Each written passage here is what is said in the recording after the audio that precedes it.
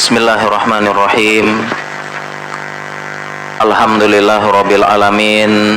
Wassalatu wassalamu ala asyrafil anbiya'i wal mursalin Muhammadin wa ala alihi wa sahbihi ajma'in, amma ba'd. Para jamaah kaum muslimin dan muslimah yang semoga dirahmati dan disayangi oleh Allah Subhanahu wa taala. Assalamualaikum warahmatullahi wabarakatuh. Alhamdulillah, segala puja dan puji kepada Allah. Salawat dan salam kepada suri teladan kita Nabi Muhammad sallallahu alaihi wasallam. Baik para jamaah sekalian, insyaallah di kesempatan yang penuh berkah, di masjid yang penuh berkah ya, kita insyaallah sampai sore kita akan daurah membahas tuntas kisah Nabi Musa, atwalul qasas fil Quran, yang paling panjang dalam Al-Quran. Dan nanti kita jelaskan kenapa yang paling panjang. Ada beberapa penjelasan para ulama dan sangat banyak sekali faedah-faedah, kemudian istimbat, kesimpulan, pelajaran dari kisah Nabi Musa ini. Dan sebenarnya kisah Nabi Musa ini ya kita daurahkan 2 hari. Sekarang daurahnya 1 hari ya. Ini daurahnya 2 hari karena kisah yang sangat panjang, kisah yang cukup detail. Dan tesis saya ini tentang kisah Nabi Musa salah satunya. Jadi kisahnya kita buat detail. Mungkin selama ini jamaah mendengar kisah Nabi Musa ya sekilas ya, tentang dengan Fir'aun, tentang tukang sihir dihanyutkan di sungai.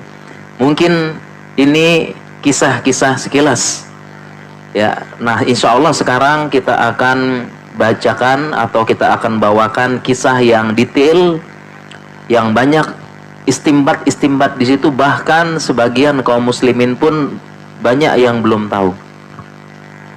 Ini harusnya 2 hari, tapi 1 hari, tapi kita ngalir saja nanti ya. Mana yang apa yang bisa kita sampaikan kisah Nabi Musa. Ya. Dan seperti biasa kita di Indonesia Bertauhid ya, kita sering mengadakan daurah. Jadi alhamdulillah sudah puluhan daurah gitu. Dulu sebelum Covid biasanya daurahnya 2 hari, kuat semuanya. Sekarang datang, besok datang. Setelah Covid, zaman Zoom, zamannya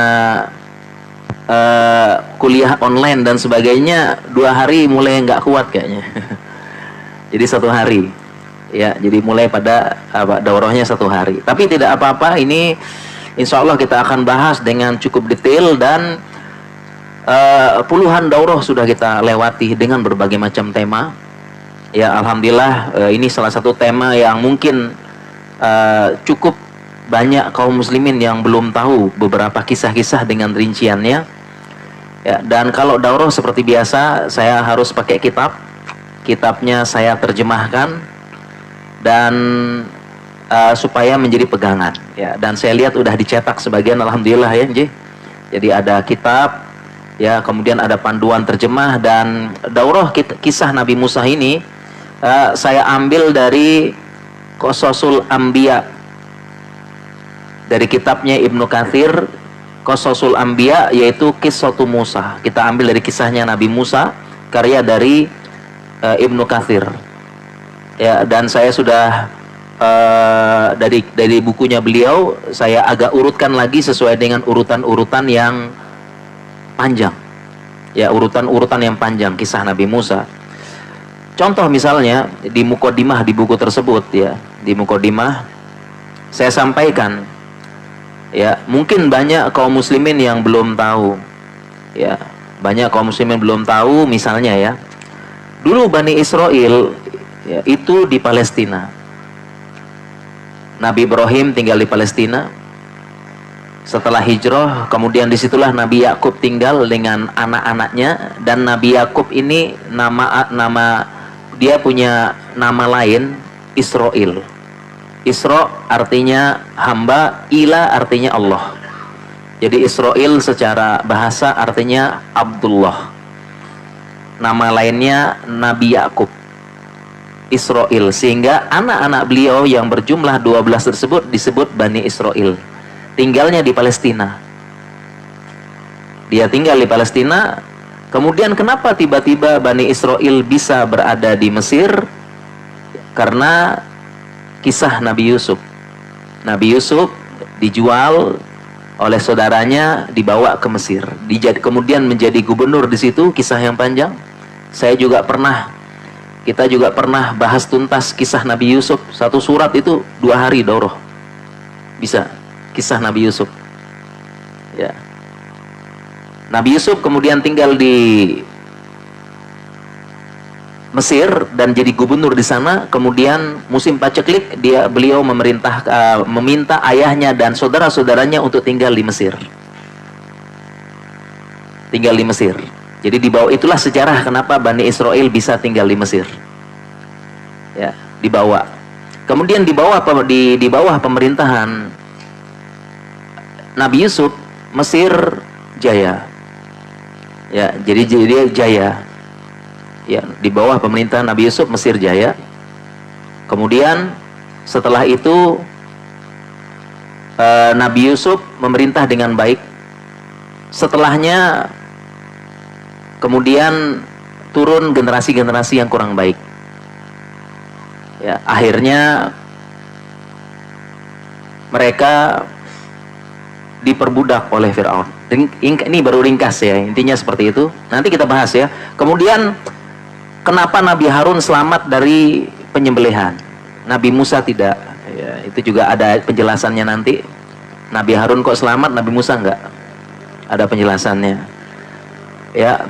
Kemudian Nabi Musa sempat lari ke Madian dan bertemu dengan orang yang sebagian ulama mengatakan Syuaib. Apakah Nabi Syuaib? Kemudian Nabi Musa mengajak berbicara dengan Allah. Diajak bicara. Kemudian juga menurut tafsir Ibnu Katsir dan tafsir ulama yang lainnya, laut itu terbelah menjadi 12 jalan. Kalau selama ini di film-filmnya itu ya, ceritanya di film-film cuma satu. Tapi banyak ulama, bahkan Ibnu Katsir dan yang lain-lain, Nabi Musa potong tongkat, itu ada 12 belahan. Kenapa 12? Ada jawabannya nanti. Ya. Kemudian Fir'aun pun sebelum tenggelam sempat mengucapkan 2 kalimat syahadat. Nabi Fir'aun sebelum tenggelam sempat mengucapkan 2 kalimat syahadat. Ya. Dan sempat disumpel sama malaikat Jibril. Ya, kemudian ketika semuanya tenggelam, pasukan Fir'aun tenggelam, Allah menyelamatkan jasad Fir'aun. Jadi pasukannya tenggelam, tapi jasad Fir'aun diombang-ambing, akhirnya terdampar di pantai, khusus jasadnya Fir'aun, dan dilihat oleh penduduk Mesir saat itu. Ya, apakah yang sekarang itu Fir'aun apa enggak? Nanti kita bahas. Ya. Mumi yang sekarang itu Fir'aun apa enggak ya? Nanti kita bahas.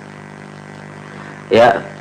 Kemudian demikian juga perjalanan panjang setelah nyebrang lautan, ini ada kisah yang panjang lagi. Nabi Musa membawa Bani Israil menuju tanah yang dijanjikan, ke Palestina, pulang ke kampung halaman.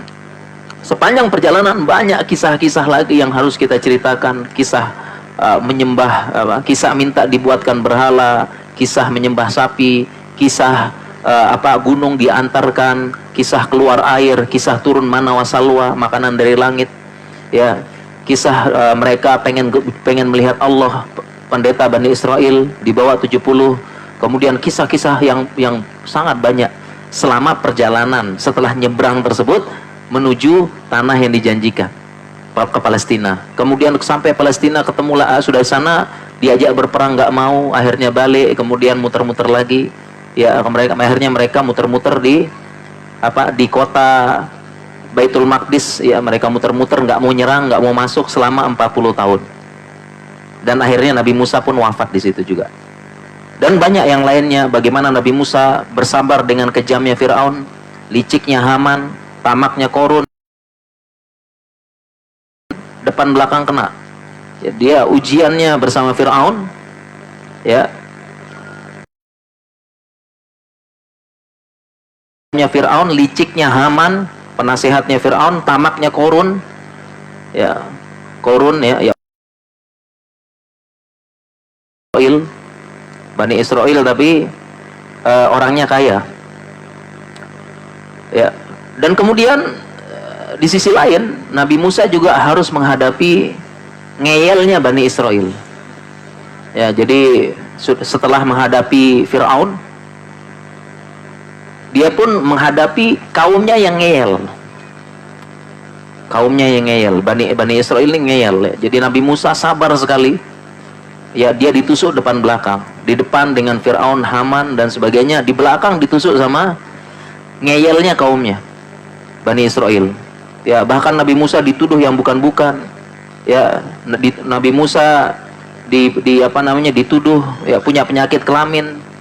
Nabi Musa dituduh macam-macam oleh kaumnya sendiri.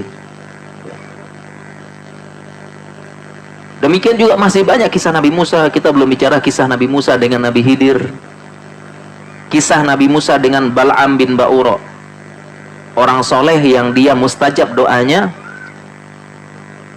Kemudian dia bahkan mendoakan keburukan kepada Nabi Musa dan akhirnya binasa.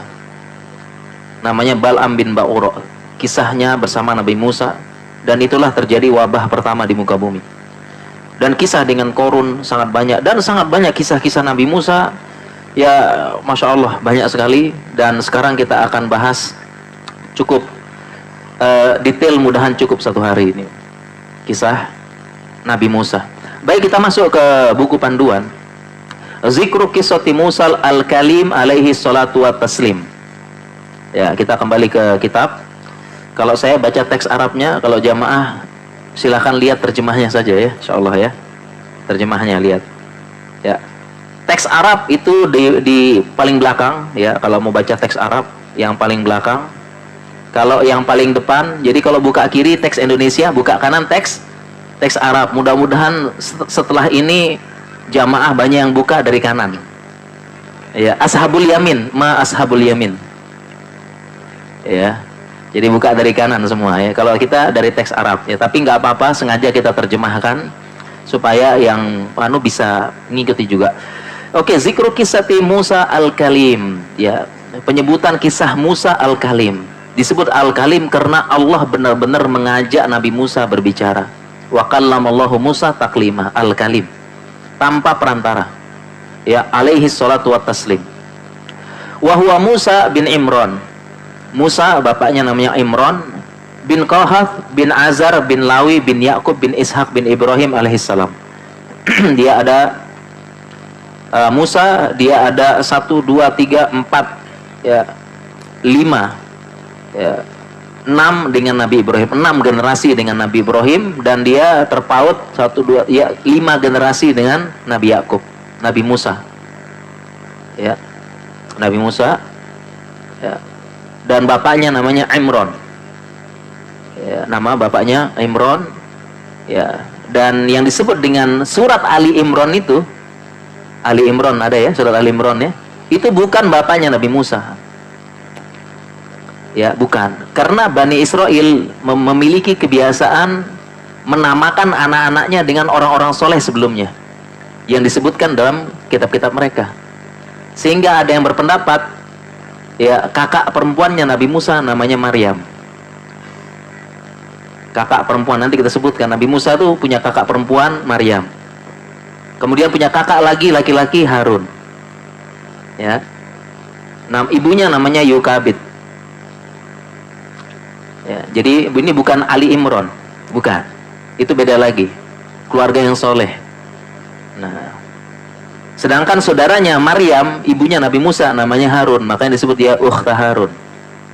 Jadi itu kebiasaan orang-orang Bani Israel, mereka memberikan nama dengan nama orang-orang yang sebelumnya. Makanya coba lihat jarak Nabi Isa dengan Nabi Musa jauh ribuan, tapi masih mereka kasih nama terus. Kita lanjut, wa qala ta'ala wadhkur fil kitabi Musa innahu kana mukhlasan wa kana rasulan nabiyya. Disebutlah kisah Nabi Musa, dia ikhlas dan dia adalah rasul dan nabi. Itnadainahu min janibit turil aimani wa qarrabnahu najiyah. Ya, tatkala Nabi Musa ya kami panggil, kami ajak bicara di Tur, di Bukit Tur.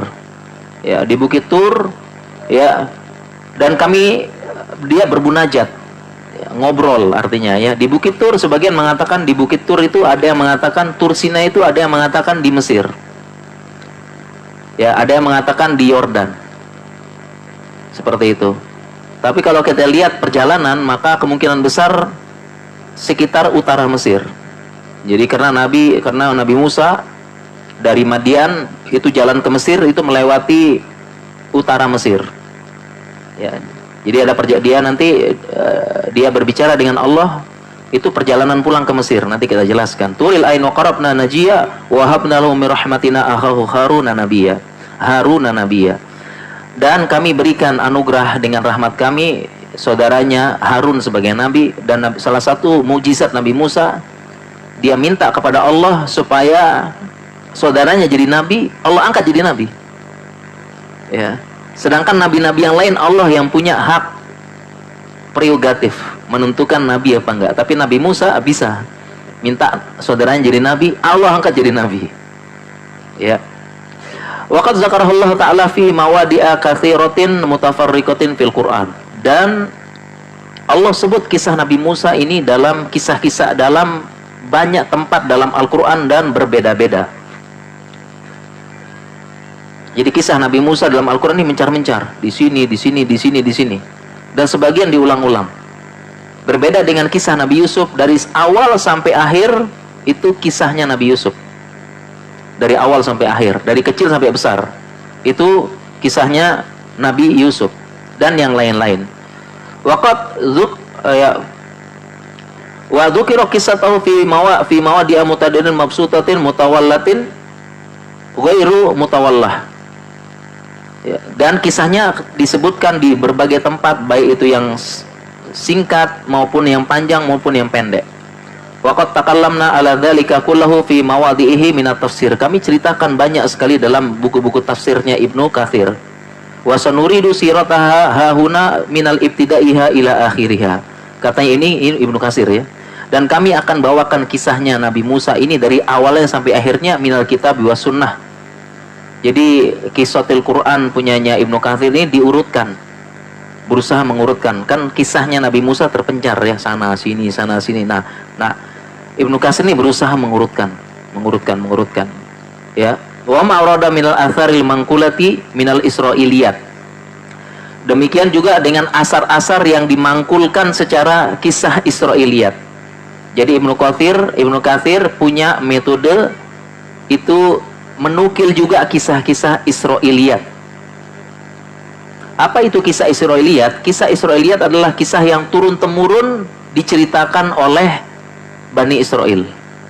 Dan akidah Ahlussunnah terkait dengan kisah Israiliyat, akidah kita adalah la nusaddikuha wa la nukadzibuha. Ini akidah Ahlussunnah terkait dengan kisah Israiliyat. Kita tidak membenarkan, kita juga tidak mendustakan. Sekedar wawasan. Ya, karena bisa jadi kisah itu benar, bisa jadi juga nggak benar. Bisa jadi kisah itu benar turun-temurun, bisa jadi juga udah ditambah-tambah, dikurang-kurangi dan sebagainya. Ya, oleh karena itu ini sebagian ahli tafsir, ahli sirah kadang-kadang membawa kisah Israiliyat, jadi tidak terlalang secara total. Dan nanti kita sebutkan, ini hadis, ini Al-Quran, ini kisah Israiliyat. Allati dzakaraha salaf, disebutkan oleh ulama salaf. Ini pun ulama salaf yang bawa. Ya, wa ghairuhum, dan yang lain-lain insyaallah. Wa bihi thiqatu wa alaihi tuqlan. Ya, dan disitulah insyaallah dan kepada Allah lah kita bersandar. Ini kisah siapa? Nabi Musa. Ya, Nabi Musa.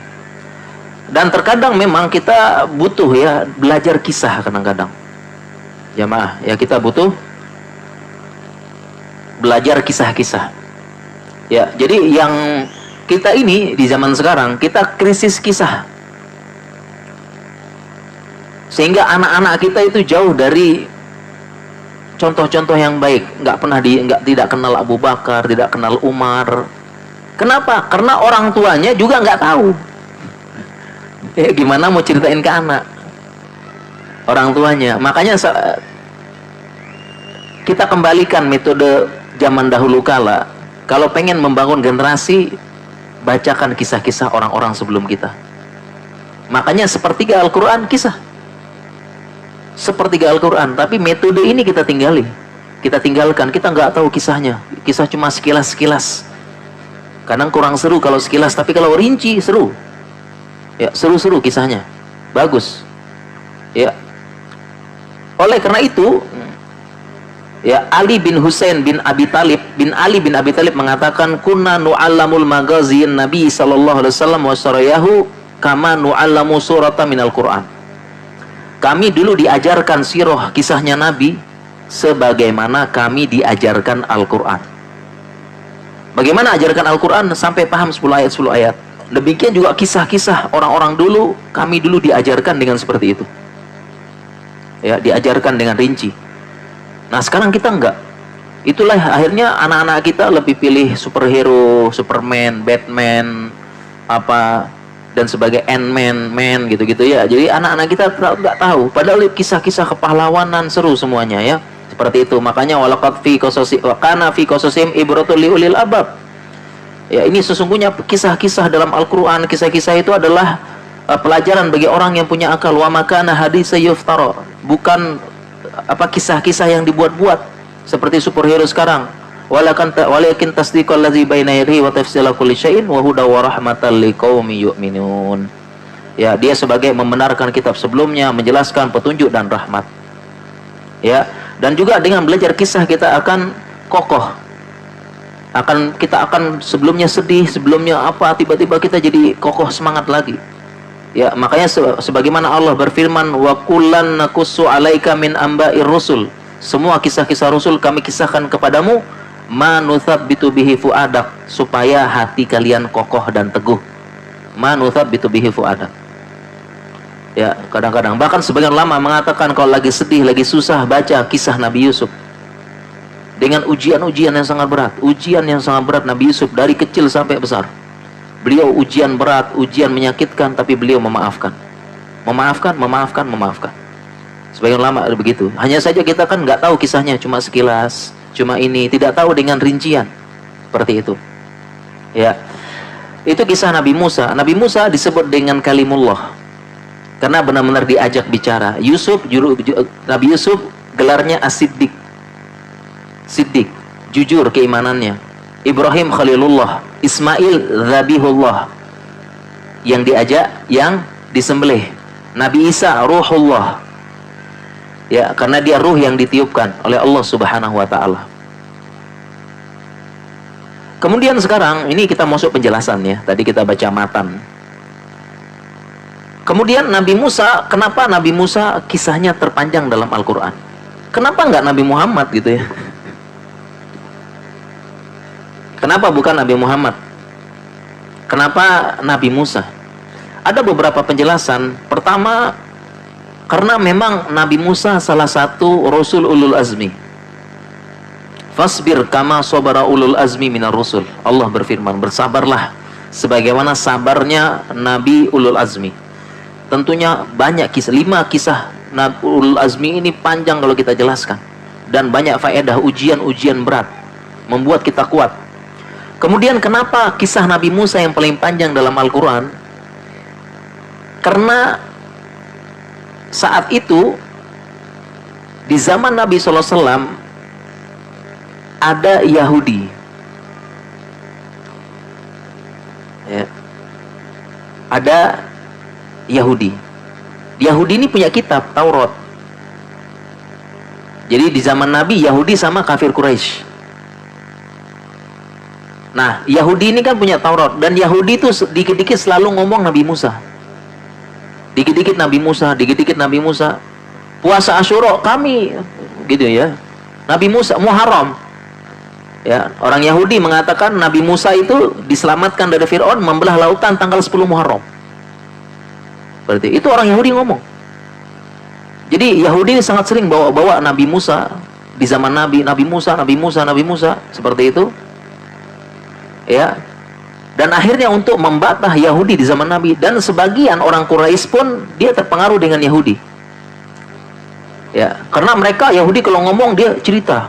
Orang Quraisy pun wah, mereka tahu ya. Akhirnya Allah menurunkan kisah Nabi Musa lebih banyak, lebih lengkap dan lebih detail kepada Nabi Muhammad SAW. Sekaligus mengkoreksi beberapa klaim-klaim orang Yahudi tersebut. Itu sebabnya. Ya. Itu sebabnya. Ya. Kemudian kenapa bukan Nabi Isa? Ya, karena Yahudi saat itu tidak beriman dengan Nabi Isa. Yahudi tidak beriman dengan Nabi Isa. Bahkan mengolok-olok Nabi Isa Yahudi. Ya, dengan anak zina. Ya, karena Maryam itu zina sama ini, nggak mungkin dia lahir tiba-tiba. Enggak, jadi Nabi Musa, Yahudi tidak menerima kenabian Nabi Isa, diolok-olok. Ya, makanya Yahudi pun sering melecehkan Kristen, diludahi kalau lihat videonya ya. Karena memang kalian kok anak zina disembah. Jadi mereka nggak terima. Makanya Allah pilih Musa. Ya. Bahkan akidahnya Yahudi kan seperti itu. Ya. Nabi Musa pun akidahnya Yahudi, Nabi Isa dibunuh. Akidahnya Yahudi, wa ma qataluhu wa ma salabu walakin subbiha lahum. Mereka tidak membunuh, tidak mensalib, tapi yang diserupakan. Seperti itu. Ya. Jadi ini sebab kenapa kok kisah Nabi Musa paling banyak dalam Al-Qur'an. Dan menunjukkan bahwasanya Nabi Muhammad SAW itu Nabi ummi. Dia bisa jadi Nabi Muhammad SAW tidak baca, tidak bisa tulis, tapi bisa mendatangkan kisah Nabi Musa yang lebih lengkap, lebih detail, lebih tafsil dibandingkan yang dibawa oleh orang-orang Yahudi dan rahib-rahibnya orang Yahudi. Ya, ini sebab kenapa kisah Nabi Musa paling panjang dalam Al-Quran. Bukan kisah Nabi Isa, bukan juga kisah Nabi Ibrahim, karena memang dikit-dikit Yahudi bawa Musa, karena kitab mereka Taurat. Ya, di zaman Nabi Yahudi sama kafir Quraisy. Apalagi di Madinah, Bani Quraizoh, Bani Kunaiko, Bani Nadir, ini suku Yahudi. Seperti itu. Ya. Dan juga untuk membantah Yahudi sering nyerang. Karena Yahudi di Madinah hasad dengan Nabi. Jadi kenapa ada Yahudi di Madinah? Kenapa di kota-kota lain tidak ada? Di Tabuk tidak ada, kemudian di suku-suku lain di Arab tidak ada. Karena Yahudi, Bani Nazir, Bani Quraizo, Bani Kunaiko, mereka itu meneliti Taurat mereka bahwasanya kota tempat turunnya Nabi akhir zaman itu di Madinah. Itu tertulis rinci dalam kitab mereka. Di Madinah pohon kurma diapit antara dua harroh, ada batu hitam, dua harroh. Kemudian penduduknya disunat.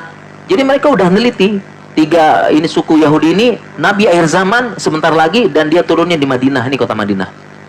Mereka meneliti sehingga mereka sengaja tinggal di situ, harapannya Nabi akhir zaman itu diangkat dari salah satu keturunan mereka.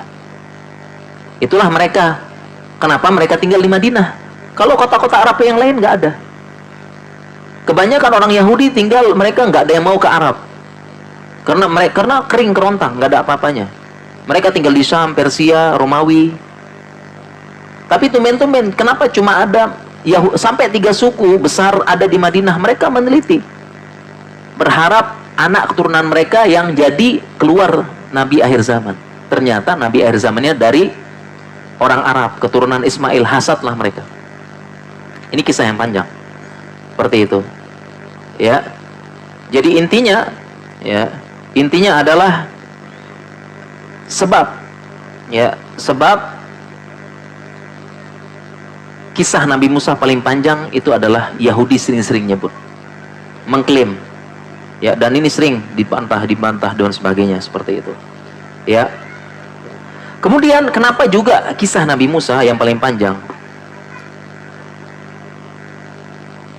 Kenapa kisah Nabi Musa paling panjang dalam Al-Quran? Karena paling banyak ujian yang bisa digambarkan. Jadi Nabi Musa nih Masya Allah, ujian sangat berat jemaah. Nanti kita bahas gimana Fir'aun, Haman, Korun, sama ngeyelnya Bani Israel.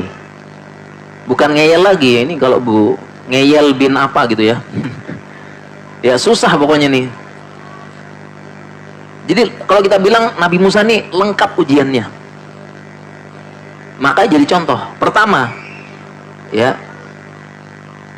lawannya beliau antagonis bahasanya nih ya. Pertama, lawan beliau adalah yang punya kekuasaan. Siapa? Fir'aun. Dan Fir'aun ini sombong.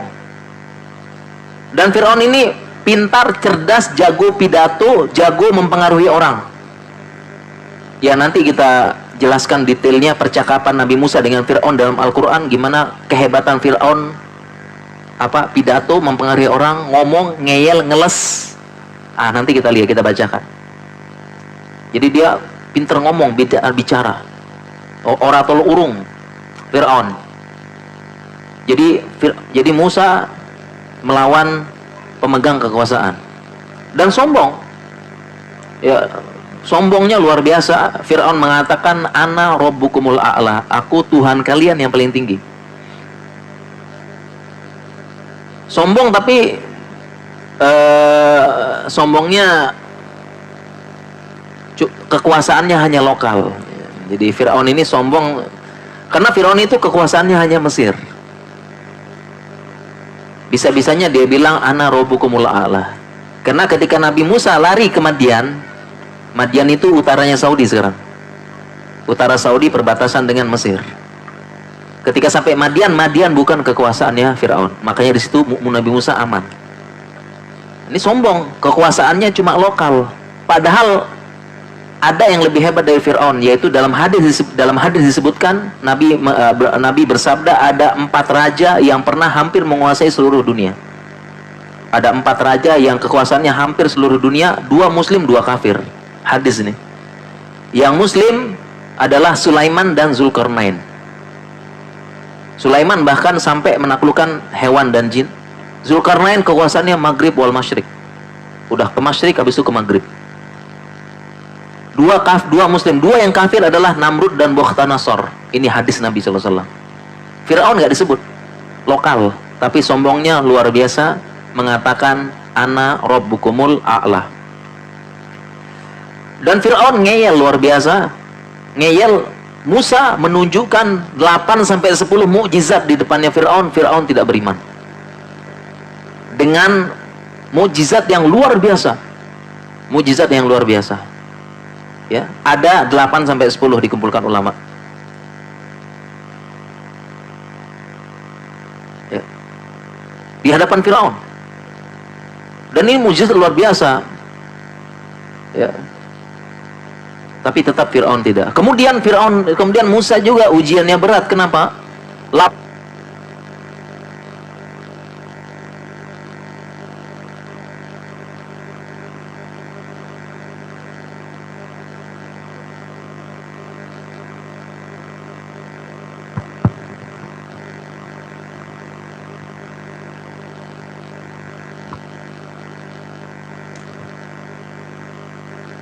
Bismillah, kayaknya baterainya jamaah ya. Habis.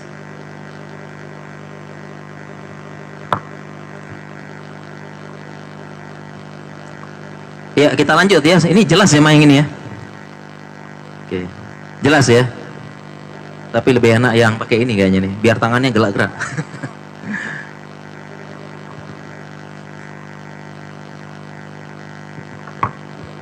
Ya, bismillah. Nah, ini mantap. Kemudian lanjut lagi, kenapa kisah Fir'aun paling panjang, kisah Musa, antagonisnya yang kedua berat, yaitu siapa? Tadi penguasa, sekarang pejabat yang pinter, yaitu Haman. Haman ini adalah wazir, menteri penasehatnya Fir'aun. Jadi dia melawan orang yang cerdas. Tapi kecerdasannya digunakan untuk kekejaman. Ya. Lawan penguasa, sekarang lawannya Haman. menteri, arsitek, cerdas, penasehat Fir'aun. Ya, jadi sekarang lawannya orang yang cerdas dan pintar. Kemudian selanjutnya lagi antagonisnya Fir'aun, antagonisnya Musa, siapa? Qorun, orang kaya yang sombong. Orang kaya dan sombong. Jadi sudah ya, lawannya punya kekuasaan, orang pinter, saintis gitu-gitulah. Buktinya Haman ini disuruh Fir'aun bangun bangunan tinggi. Dia kan teknik sipil berarti ya. Saintis. Kemudian lawan orang kaya, Qorun. Lawannya lagi. Ya. Dan yang lebih menyakitkan lagi, sebagian ulama tafsir mengatakan Qorun ini kerabat dekatnya Musa. Jadi dia Bani Israel yang pinter dagang, kaya akhirnya. Ya. Dan kenapa dia bisa kaya? Karena dia dekat dengan Fir'aun. Ya. Zaman dulu sama kayak sekarang. Kalau nggak dekat penguasa, bisnis nggak lancar, bener ya. Kok gitu juga, Qorun juga begitu. Dia karena menjilat sama Fir'aun, combine lawan Musa. Jadi lihat Nabi Musa, Masya Allah ya, lawannya kayak begitu, semuanya ngelawan dia. Orang pinter, saintisnya, penguasanya, orang kayanya Qorun. Qorun ini kaya luar biasa. Ya, sampai-sampai ya tukang kunci yang bawa, dia kan ada khazanah, tempat penyimpanan harta Qorun ya. Itu kuncinya dibawa oleh beberapa orang. Kuncinya ini dibawa oleh beberapa orang yang kuat-kuat. Jadi dia bawa di sini, bawa di sini, bawa sini, kuncinya berapa orang untuk buka kunci hartanya tersebut. Dan dia sombong sambil mengatakan, ketika Nabi Musa, ini kan kerabatnya, masih kerabatan, dinasehatin, malah dia bilang sama Nabi Musa, qala innama utitu ala ilmin indi. Sesungguhnya harta ini diberikan karena aku punya ilmu. Sebagian ulama tafsir mengatakan ilmunya Qorun itu dia menguasai ilmu kimia dan ilmu dagangan. Ya, dia bisa membuat beberapa hal-hal yang jadi bisa dijual. Ya. Kisah Nabi Musa, Masya Allah. Ini aja udah berat ini, lawan yang memusuhi dakwah beliau. Udah berat. Coba kita dakwah di Sragen, Masya Allah. Dimusuhi penguasa, enggak ya? Insya Allah enggak. Saintisnya juga musuhin kita. Ya, orang-orangnya juga, orang paling kaya juga musuhin dakwah kita. Gimana? Bisa kicep kita. Tapi Nabi Musa menghadapi itu semua. Tidak hanya itu, Nabi Musa pun ditusuk dari belakang oleh Bani Israel sendiri. Dan ini lebih berat lagi. Ditusuk oleh kaumnya sendiri. Ibaratnya kita begini ya, kita ngaji, kalau dikritik dari luar nggak apa-apa. Tapi kalau yang ngomel-ngomel Ikhwan sendiri berat rasanya. Udah buatin daurah, buatin apa, gini-gini ya. Kalau yang ditolak-tolak biasa. Tapi tiba-tiba Ikhwan sendiri, jamaah sendiri, ini kok panitianya kayak begini, kayak begini, kayak begini. Lebih nusuk kayaknya ya. Kayak gitu ya. Yang kritik adalah dari internal itu lebih ini ya. Nah, Nabi Musa ini begini. Aduh, dan Nabi Musa sabar luar biasa. Kalau saya jadi Nabi Musa, saya tinggalin Bani Israel nih. Biarkan dia. Tapi Masya Allah sabar sekali Nabi Musa. Ya. Dari pertama dia diutus jadi nabi, banyak yang meragukan Bani Israel. Seperti itu, banyak mengkritik dakwah Nabi Musa, kenapa nggak begini, kenapa nggak begini, kenapa nggak begini. Ya, kaumnya dibantu, diselamatkan, merepotin Nabi Musa, ngeyel, susah dikasih tahu, bahkan curiga sama Nabi Musa, memfitnah Nabi Musa. Ya, Nabi Musa ketika dia pergi menemui Rob di Bukit Tursina, ya, menyebar di Bani Israel, Nabi Musa kabur. Ya. Kemudian juga mencela Nabi Musa. Ya, kemudian nggak ada angin, nggak ada hujan, gosip Nabi Musa punya penyakit di kemaluan. Bisa-bisanya, ya, menuduh Nabi Musa punya penyakit di kemaluan itu kan sudah menuduh hal yang terlalu sensitif. Sampai-sampai Bani Israel ini menuduh yang hal-hal sensitif. Nabi Musa punya penyakit di kemaluan. Kan Ustadz dituduh gitu kan, ini kehormatan jatuh langsung ya. Tapi begitu Bani Israel ini nggak ada angin, nggak ada hujan, kok dari mana gibahnya itu? Menuduh Nabi Musa punya penyakit kemaluan. Akhirnya Allah jadi buat strategi. Strategi, jadi ini kisah ringkas ya. Nanti kita jelaskan strategi. Jadi pernah Nabi Musa mandi bareng di sungai atau di peraya, ada yang bilang sungai, ada yang bilang danau. Saat itu boleh mandi bareng, nggak pakai baju. Ya cuma pakai apa? Pakai ini saja. Kemudian tiba-tiba Allah buat bajunya Nabi Musa lari. Akhirnya dikejar sama Nabi Musa baju tersebut. Kemudian dilihatlah Bani Israel, ternyata nggak punya penyakit. Nah, itu cara Allah, cara Allah menyelamatkan dan sebagainya. Demikian juga kisah yang lain ya. Nabi Musa sepanjang perjalanan, Nabi Musa membawa Bani Israel dari setelah menyeberang tersebut, perjalanan menuju tanah yang dijanjikan, kampung halaman itu Nabi Musa diolok-olok, dicaci maki, digibahin, diapakan dan sebagainya. Ya, jadi bahkan sebagian masih ada yang nggak beriman dengan Nabi Musa sepanjang perjalanan tersebut. Ya, dan sebagainya. Ini masya Allah, ini kalau berat sekali ujian Nabi Musa. Kemudian Bani Israel dikasih mujizat berulang-ulang, masih nggak beriman. Barusan dibelah lautan, masih nggak beriman. Ya, kemudian mereka bilang haus, Nabi Musa pukul batu, keluar 12 cabang air, masih nggak beriman. Ya, masih nggak beriman. Ya, masih ngolok-ngolok, masih meragukan. Ya, kemudian Bani Israel, saya pengen lihat Allah, kalau nggak lihat nggak percaya. Diajak ke sana, diajak lihat dan sebagainya. Kemudian mereka tidak sempat lihat karena mati duluan. Kemudian dihidupkan lagi oleh Allah. Kemudian habis itu masih nggak beriman lagi. Ya, dikasih keringanan, dikasih syariat, minta keringanan. Akhirnya tiba-tiba gunung 2 sudah siap di atas mereka. Ya, akhirnya bilang, ya udah, ya kita terima, kita tidak minta keringanan. Akhirnya gunungnya pergi lagi. Ya, banyak sekali di perjalanan, kami lapar, kami haus, Allah, Nabi Musa turunkan dengan izin Allah manna wa salwa. Apa itu nanti kita bahas. Makanan dari langit turun. Mereka makan tiap hari pakai itu. Setelah makan tiba-tiba kami bosan, Nabi Musa. Gini-gini aja makanannya. Tolong keluarkan dari muka bumi bawang, basol, apa biar ada ini bumbunya dan sebagainya. Dikeluarkan. Ya, masih belum beriman lagi. Ngeyel, masya Allah. Ini banyak ini.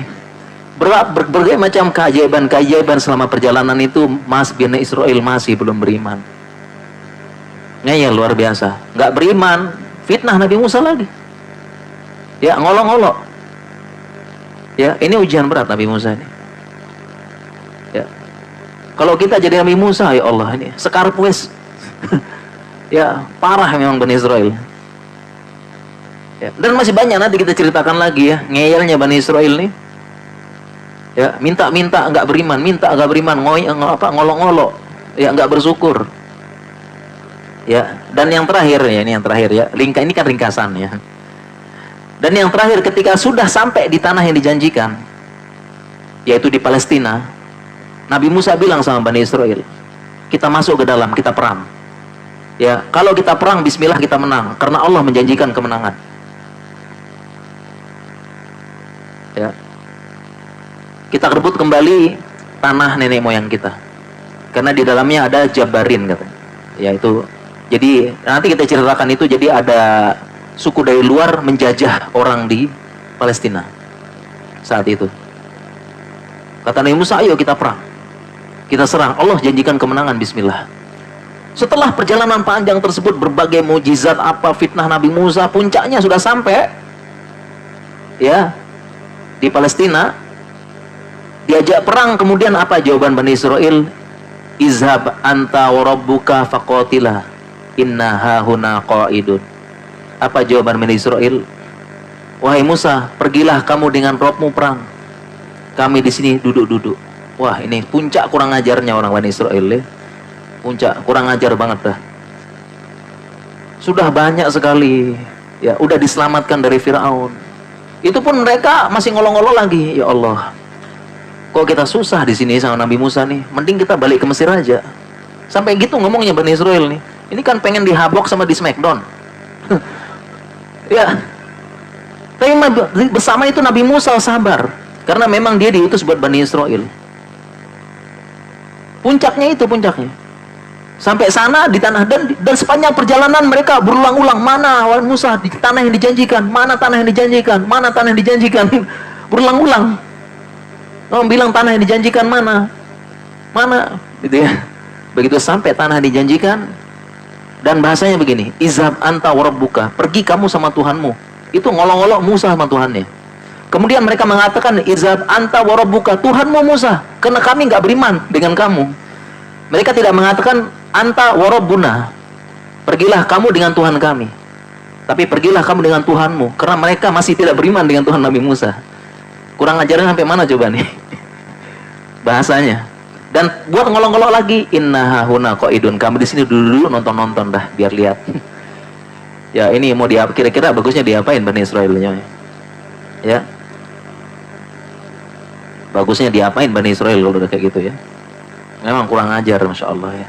Dan begitulah wataknya sampai sekarang secara umum. Ya makanya itulah fasbir kama sabara ulul azmi minar rusul. Makanya Allah berfirman, bersabarlah kalian sebagaimana sabarnya Rasul ulul azmi. Baru Nabi Musa ini, belum yang lain-lain. Nggak kayak kita jamaah banyak ngeluh, banyak apa gitu ya. Dikit-dikit ngeluh, dikit-dikit apa, berat. Sakit hati dakwah, ya Allah, dakwah Nabi Musa udah bukan sakit hati lagi, dicincang, diiris, dimasak, diremes-remes. Tuh, Musa. Kita kan baru dakwah sedikit langsung ditolak, diapain, udah langsung apa ya, kok berat, susah. Kita dakwah kemudian dicaci, dimaki, kita balas. Ya, bahkan dibalas dengan kencang, dicaci, dijatuhkan kehormatan kita, biasa dakwah begitu. Tapi kita nggak terima, panas, balas dengan lebih kencang. Ya, antum anjing ya, kamu anjing rabies. Yang kita lebih kencang lagi kita balasnya. Nggak terima. Jauh dengan para ulama jamaah Nabi Musa. Ini sabarnya luar biasa menghadapi Bani Israel. Kita difitnah biasa, dibicarakan, diapain. Kalau kita sekarang biasa. Ya, sekarang kita antum dibantah, di screenshot, balas lagi screenshot lagi. Aduh, ini kapan habisnya ini? Ya, nggak usah gitu aja seperti Nabi Musa, masya Allah. Baik, sekarang saya sebutkan ya ini. Saya sebutkan urutan kisah Nabi Musa. Ini urutan dulu biar apa? Biar tahu. Mudah-mudahan tidak ada yang loncat. Ya, ini urutan kisah Nabi Musa ya. Ya, dan Ibnu Katsir berusaha mengurutkan dari yang terpencar-pencar tersebut. Ya. Jadi pertama, kisah sebelum Nabi Musa, yaitu kisahnya Nabi Yusuf. Jadi sejarah kenapa Bani Israel ada di Mesir dan diperbudak oleh Fir'aun. Ini ada sejarahnya. Kemudian yang kedua, kisah urutan yang kedua, Nabi Musa lahir di zaman penyembelihan. Jadi ringkasnya, Fir'aun itu membuat keputusan satu hari, tahun ini disembelih semua laki-laki, tahun besoknya tahun pengampunan, nggak disembelih. Kenapa? Karena dikasih masukan sama istrinya yang beriman, Asiyah. Ya, kalau kamu sembelih semua, siapa nanti budak laki-laki yang bisa kita pekerjakan? Oh iya benar juga. Iya kan habis toh budaknya kan. Kalau kamu sembelih semua anak laki-laki tersebut, kan mimpi kan. Siapa nanti? Oh iya, kalau gitu tahun ini disembelih, tahun besok pengampunan. Nah, Nabi Harun lahir, kakaknya Nabi Musa lahir di tahun pengampunan. Makanya aman. Nabi Musa ini masalahnya dia lahir di tahun penyembelihan. Kemudian yang kedua, kisah Nabi Musa dilempar ke sungai. Yang ketiga, urutannya dilempar ke sungai. Yang keempat, ditemukan oleh Asiyah istri Fir'aun. Sebagian mengatakan Asiyah bintu Muzahim. Mau disembelih oleh Fir'aun tapi tidak jadi karena Asiyah istrinya. Kemudian kisah yang kelima, Musa dikembalikan kepada ibunya karena tidak ada perempuan yang bisa menyusui Nabi Musa kecuali ini hanya ibunya. Ini ada kisahnya lagi. Kemudian yang keenam, Musa setelah disusui oleh Yukabit, ibunya Musa, setelah 2 tahun dikembalikan ke kerajaan. Dan yang keenam, Nabi Musa pun tumbuh besar di kerajaan Fir'aun. Menjadi pemuda yang kuat, cerdas, bergizi, dan badannya besar. Karena tinggal di keluarga kerajaan. Cerdas, karena di sana banyak buku, banyak orang-orang pintar, saintis. Itu hikmah Nabi Fir'aun, Musa besar di keluarga Firaun. Sehingga Nabi Musa kuat, pintar, cerdas, badannya besar, tinggi, kuat. Makanya sekali pukul mati. Makanya kan kisahnya nanti ya. Bahwa qaza Musa faqada alaih. Karena kuat, gizinya bagus. Sedangkan Bani Israel yang lain karena budak kurang gizi. Iya benar. Ya, kurang gizi. Makanya Nabi Musa itu, ya nanti kita ceritain ya. Nabi Musa itu ketika hamil tidak terlalu terlihat. Jadi Yukabid ibunya cukup dibalut sedikit, kehamilannya tidak terlihat, bisa disembunyikan. Karena Yukabid kurus sekali, kurus, kurang gizi emang. Ya memang gimana lagi, budak kan kurus. Jadi dia tinggal balut sedikit, masih habis itu kerja, lanjut kerja lagi, jadi nggak kelihatan hamil. Nabi Musa nggak kelihatan hamil. Karena Firaun itu dia punya di tahun penyembelihan dia mengutus orang periksa rumah-rumah Bani Israel mana yang perutnya bengkak-bengkak ini. Nah. Kemudian ditunggu sampai ini, pas melahirkan ini ditunggu. Periksa laki-laki perempuan. Kalau laki-laki disembelih tempat. So. Dia punya sensus. Kuat Nabi Musa, sekali pukul mati. Fawaqaza Musa faqada alaih. Mike Tyson aja nggak bisa. Muhammad Ali aja nggak bisa.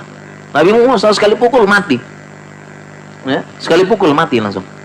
Karena kuat, dia tumbuh itu hikmah Nabi Musa ditakdirkan Allah tumbuh di keluarga Firaun, kerajaan. Kemudian kisah selanjutnya, Nabi Musa sudah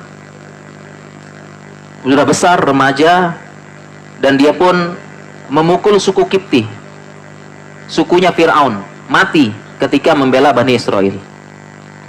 Kemudian urutan selanjutnya yang ke-8, Nabi Musa, ya karena Firaun tahu ya, Musa yang bunuh suku Kipti, dan aturan saat itu membunuh sukunya Firaun hukuman mati, siapapun itu.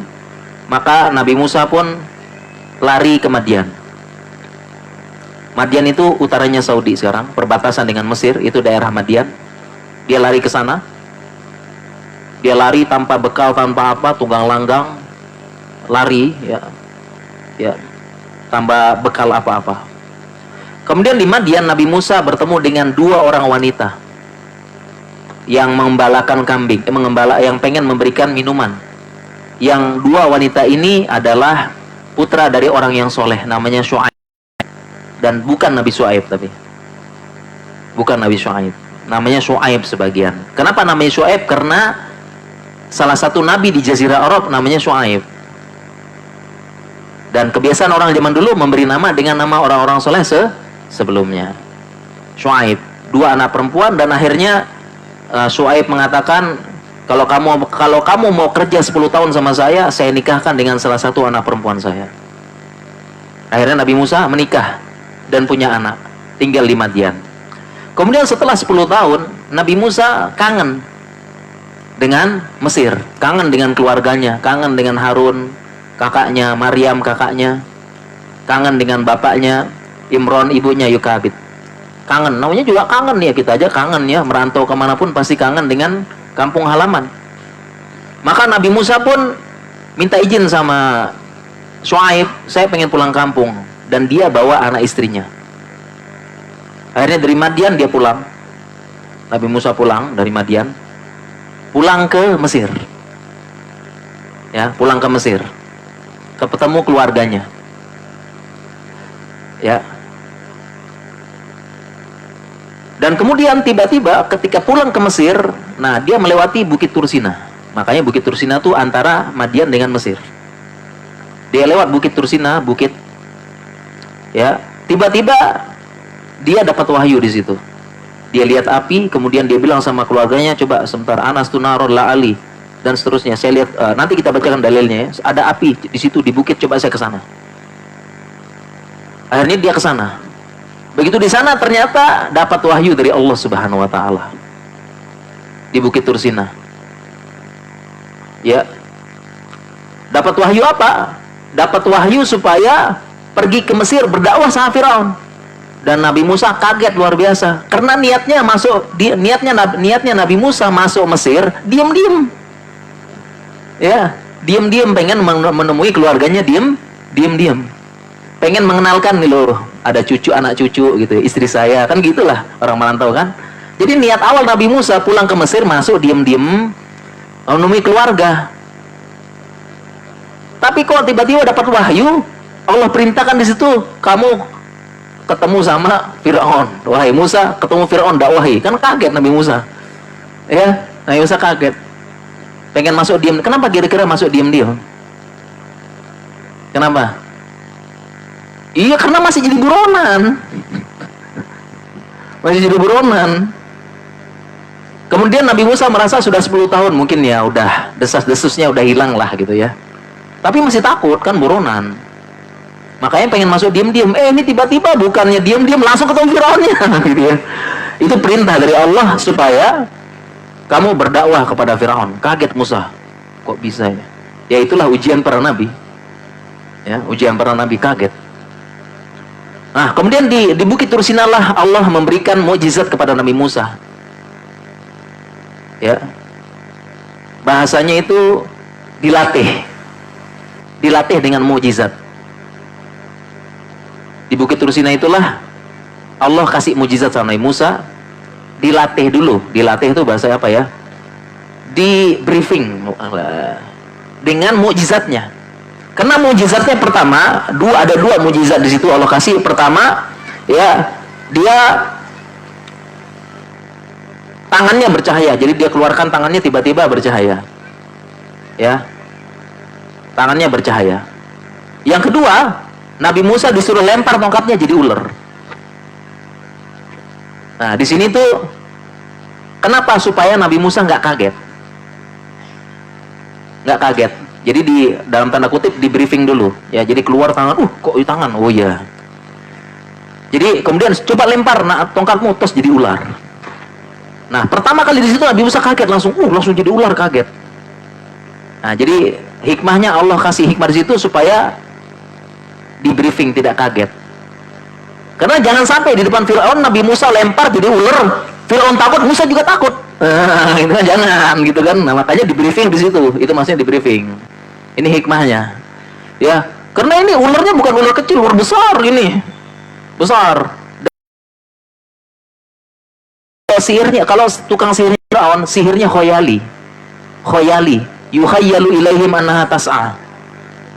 Jadi orang-orang lihat itu ular, tapi penyihirnya lihat cuma tali, gini-gini doang. Nah, tapi Nabi Musa beneran ular, gimana nggak takut gitu? Ular besar gitu ya. Jadi Nabi Musa di briefing dan di situ kaget Nabi Musa. Tangan, ya Allah, tangan bercahaya, kenapa bisa gini ya? Nabi Allah menenangkan. Demikian juga lempar ular, Nabi Musa udah lari, tapi ditenangkan.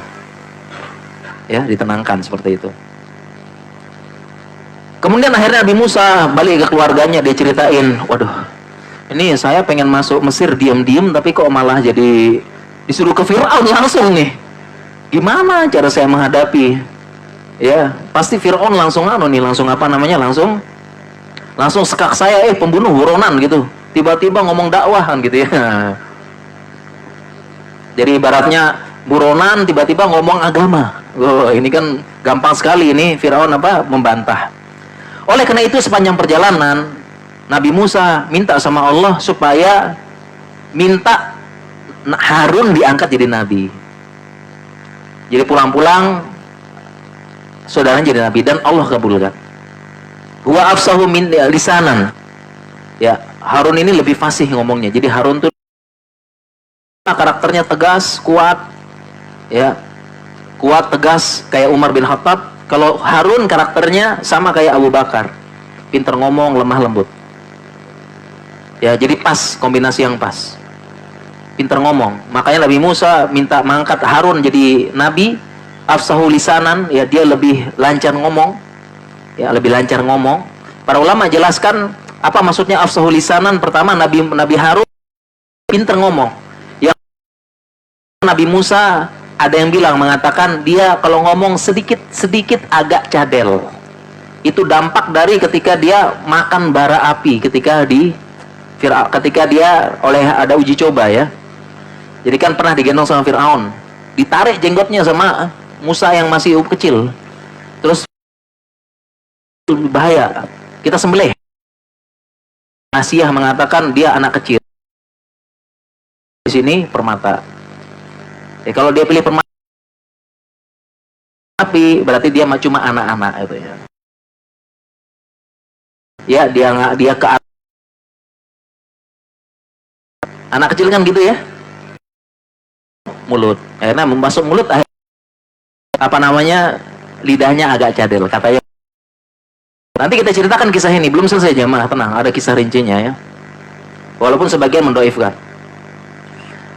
Akhirnya sampailah dia ke Mesir. Ketemu sama Harun, sudah jadi nabi dan siap-siap bertemu dengan Firaun. Akhirnya Nabi Musa dan Firaun ketemu berdebat. Nabi Musa, Harun ketemu dengan Firaun. Tentunya berdebat. Dan tentunya pertama kali yang disampaikan Firaun, wahai pembunuh, langsung. Ya, pembunuh tiba-tiba ngomong agama gitu ya. Nah, tapi Nabi Musa punya hujah, nanti kita bahas. Intinya Firaun kalah. Debat macam-macam kalah akhirnya. Nanti kita lihat, kita bacakan itu dalam Al-Qur'an. Ya, nanti ada debatnya itu Firaun nanti provokasi, ngeles dan sebagainya. Tapi intinya kalah, telak. Ya. Kemudian setelah kalah telak, Firaun pun Firaun pun ingin memenjarakan. Udah dipenjarain aja ini. Dia memang ahli, cuma kalah debat, nuduh-nuduh. Biasa orang kalah kan nuduh-nuduh. Ketika mau dipenjarakan, Nabi Musa bilang, ya, saya punya bukti. Mana? Akhirnya Nabi Musa pun keluarkan tangannya bercahaya. Kemudian dia lempar tongkatnya jadi ular. Ya, kemudian Firaun setelah itu nuduh nyihir. Nah, ini kan sudah kalah. Biasa kan kalau orang kalah debat nuduh kan? Kalah debat nuduh Wahabi, ini enggak ya? Betul. Ya. Kalau itu sih, kalau ada Wahabi ada Wahumi gitu ya. Sama, Firaun juga sama. Kalah nuduh. Wah, penyihir ini katanya nih. Penyihir. Ya. Ini coba lihat nih, ini penyihir. Akhirnya Firaun pun nantang. Ya, biasa nantang-nantang gitu kan ya. Ya kalau gitu kita adu sihir ya. Besok di waktu duha. Ringkasnya Firaun kalah. Tukang sihirnya masuk Islam. Saat itu juga. Karena jelas Nabi Musa bukan sihir khoyali, beneran. Ya. Kemudian tukang sihirnya pun disiksa sama Firaun, disalib dan dipotong bersilangan. Ya. Disalib kemudian dipotong. Jadi potong bersilangan itu tangan dipotong, sani yang kalau tangan kanan dipotong, kaki kiri dipotong. Kayak gitu. Ya. Paginya kafir, sorenya beriman, sesuai dengan hadis yusbihur rajulu mu'minan wa yumsi kafirun dan sebaliknya. Kemudian setelah kalah, Firaun jelas kalah telak. Firaun jelas kalah telak dalam pertandingan tersebut karena penyihirnya masuk Islam. Dan Firaun pun kembali membuat tuduhan. Nah, begitulah, kalah nuduh gitu. Wahai rakyatku, sebenarnya tukang-tukang sihir ini dia kuncunya Nabi Musa. Dia buat strategi gimana supaya dia mempermalukan saya. Seperti itu. Nggak terima. Dan akhirnya Fir'aun pun masih belum beriman. Dan sejak kejadian itu Fir'aun makin menyiksa Bani Israel. Fir'aun makin menyiksa Bani Israel sejak kejadian itu. Ya, bukannya beriman, makin menyiksa. Ya. Dan disinilah Bani Israel mulai nyalahkan Nabi Musa. Kamu si Nabi Musa, makanya jangan gitu, jangan gini. Nah, repot emang nih. Ya. Kita disiksa gara-gara kamu. Berat. Kemudian Nabi Musa pun berdoa, ya, Fir'aun seperti itu, kaumnya seperti ini, maka Allah turunkan berturut-turut, ya, berturut-turut mukjizat luar biasa.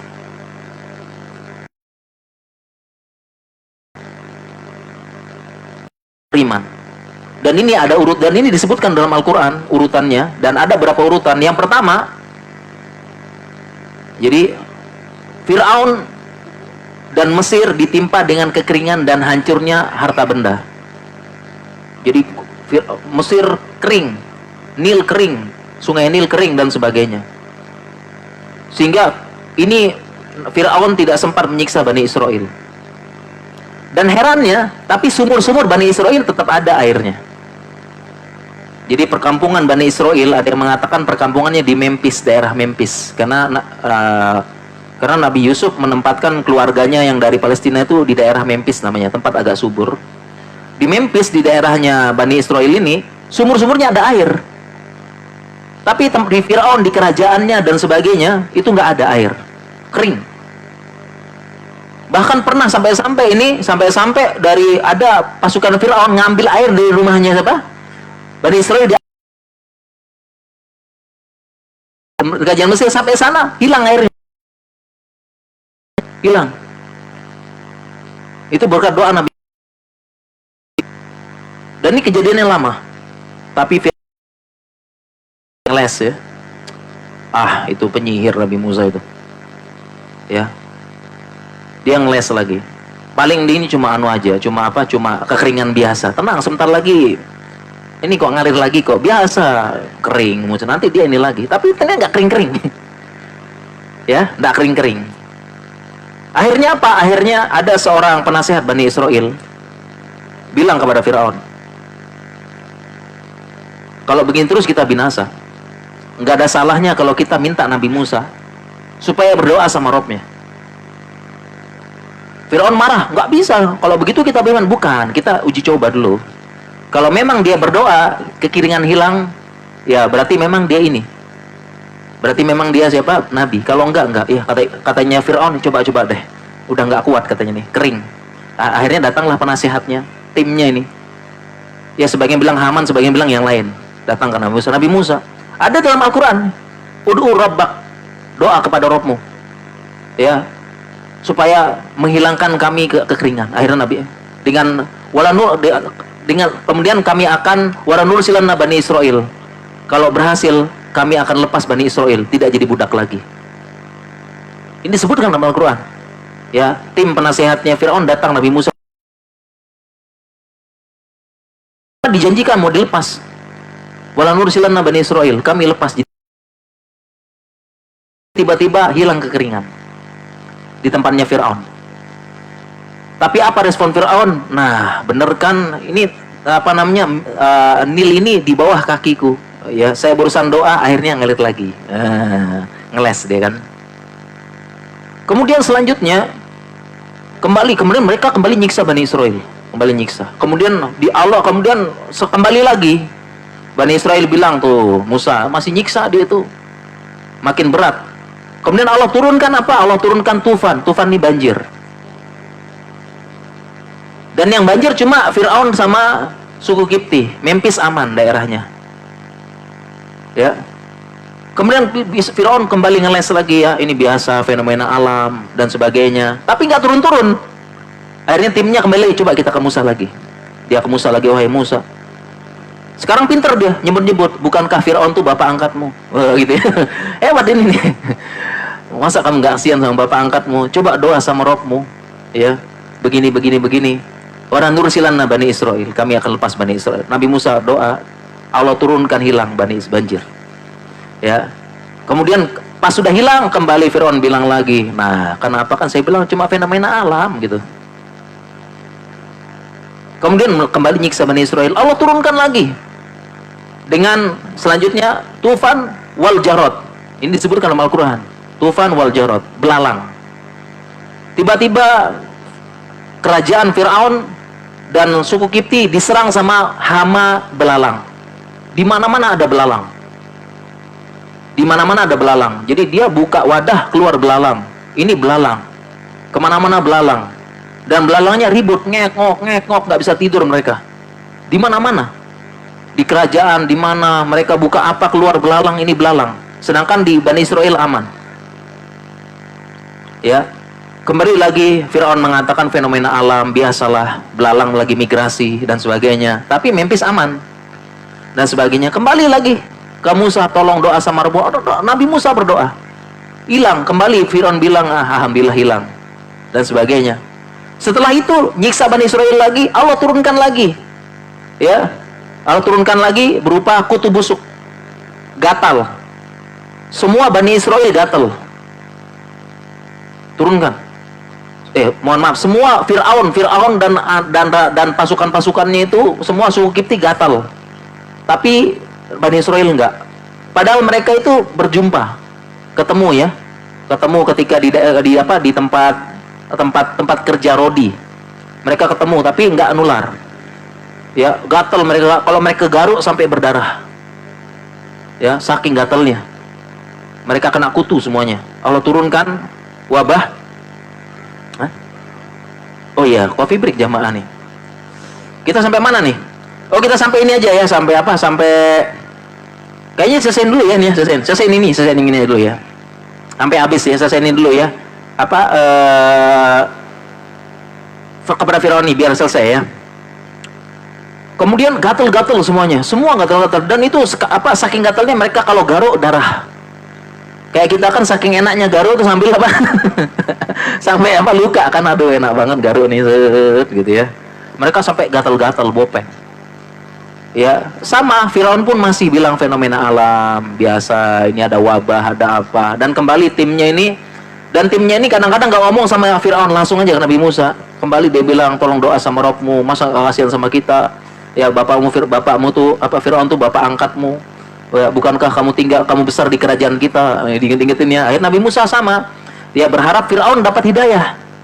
Dan berharap Bani Israel ini jadi dilepas, tidak jadi budak lagi.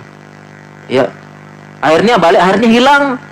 Kemudian kembali ke Firaun sama. Aduh, kan fenomena alam. Biasa, ntar hilang lagi gitu. Setelah itu Allah kirimkan Wad-Dofadi. Banyak banget ini emang nih Firaun ini, tapi belum beriman. Allah kirimkan apa? Allah kirimkan Dofadi, itu kodok dan katak. Sama lagi, ya, buka-buka muncul kodok, buka-buka muncul kodok, di mana-mana kodok. Sampai-sampai dibilang mereka tuh takut ngomong, takut kodoknya loncat ke mulut. Itu disebutkan dalam Ibnu Katsir. Di mana-mana kodok, jijik, lendir. Ya, ribut lagi, ngok-ngok, jadi lebih parah daripada Jarot tadi. Ya, ngekok gitu ya. Sama. Ya. Dan akhirnya Fir'aun juga sama, fenomena alam. Nih kodok-kodok lagi migrasi, lagi gini. Sabar sebentar gini, tapi timnya ini udahlah langsung ke Nabi Musa, coba doa sama Rabbmu gini. Nabi Musa doa, hilang kodok-kodoknya langsung. Bani Israel nggak ada. Kalau dari Bani Israel nggak ada kodok. Sama. Ya. Kemudian habis itu apalagi nyiksa lagi Bani Israel. Allah kirimkan lagi, dalam ayat disebutkan darah. Berapa banyak tuh mukjizat kepada Firaun. Kemudian Allah jadikan darah. Dan ini yang paling dahsyat. Ya, paling dahsyat ya. Ya, ini terakhir disebutkan terakhir darah. Yaitu apa? Yaitu setiap mereka buka air, darah. Kolamnya, wadah minumannya, wadah airnya, bak mandinya, semua jadi darah. Dibuka darah. Kali ini Firaun tidak bisa bilang fenomena alam. Karena ini yang terakhir. Kali ini Firaun tidak bisa bilang apa? Fenomena alam. Darah. Buka darah. Dan ngeri, darah jamaah. Gini nggak darah? Ngeri darah nih. Bau. Tersiksa semuanya. Mereka. Bahkan minuman pun juga dituangkan darah langsung. Semua jadi darah. Bahkan sampai ada yang ngambil dari airnya Bani Israel, dibawa, lihat, oh air, bawa, sampai darah langsung jadi darah. Ya, Firaun tidak bisa bilang fenomena alam. Ya, kemudian setelah tidak bisa bilang fenomena alam, mereka sabar, akhirnya mau binasa, kembali lagi datang ke Nabi Musa, tolong doa sama Rabbmu gini ya.